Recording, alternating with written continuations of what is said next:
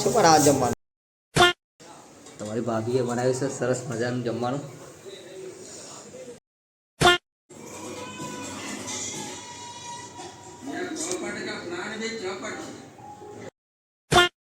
એટલું મસ્ત બન્યું છે ઘી. હવે આ ઘીના બનાવીશું લાડવા આપણે.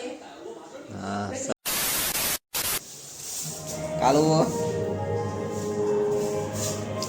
શું બનાવે જમવાનું? અને ચિકન, ખીચડી અને રોટલી. એવું તો મિત્રો ચિકન તૈયાર થાય છે અને એક બાજુ આ શું છે? ખીચડીનું પાણી મૂક્યું છે ખીચડી બનાવવા માટે. અને આ ચિકન. હા, ખીચડી બની જશે એટલે પછી રોટલી બનાવી દઈશું એટલે આપણે જમવાનું તૈયાર. તો કેટલી વાર લાગશે હજુ? અડધો કલાકમાં રેડી થઈ જશે. ફટોફટ તૈયાર થવું જોઈએ, કેમ કે બહુ લાગી છે ભૂખ. અડધો કલાકમાં રેડી થઈ જશે. જમવાનું તૈયાર થાય ત્યાં સુધી આપણે થોડું જેઠાલાલ જોઈ લઈશું.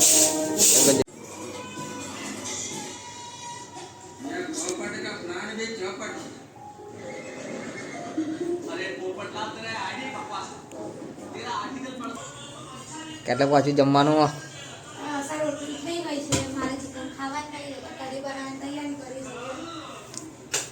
ચિકન બની ગયું, રોટલી બી બની ગઈ, રોટલી બની ગઈ, ખીચડી બની ગઈ.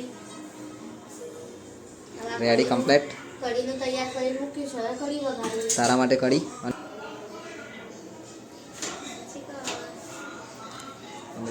હવે જમવાની તૈયારી છે તો જમવા બેસીશું. તૈયાર થઈ ગયું છે.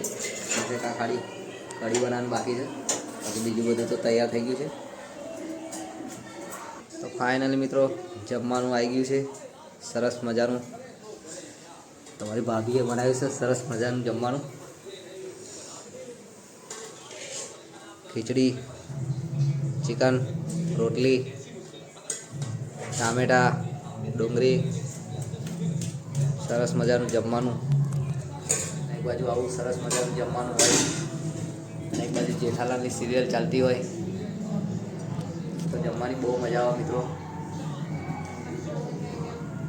તમારે જમવું હોય તો આવી જાઓ.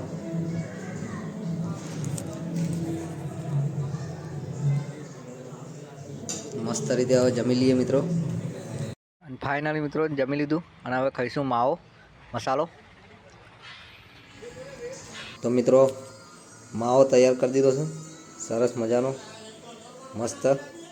અને હવે ખાઈશું માવાને. અને આ શું લઈ આવી તું? ઘી બનાવ્યું છે આજે મેં ઘરે. એટલું મસ્ત બન્યું છે ઘી. હવે આ ઘીના બનાવીશું લાડવા આપણે. હા, સરસ મજાનું ઘી બને. ક્રિસમસમાં ખાવા માટે બનાવીશું લાડવા.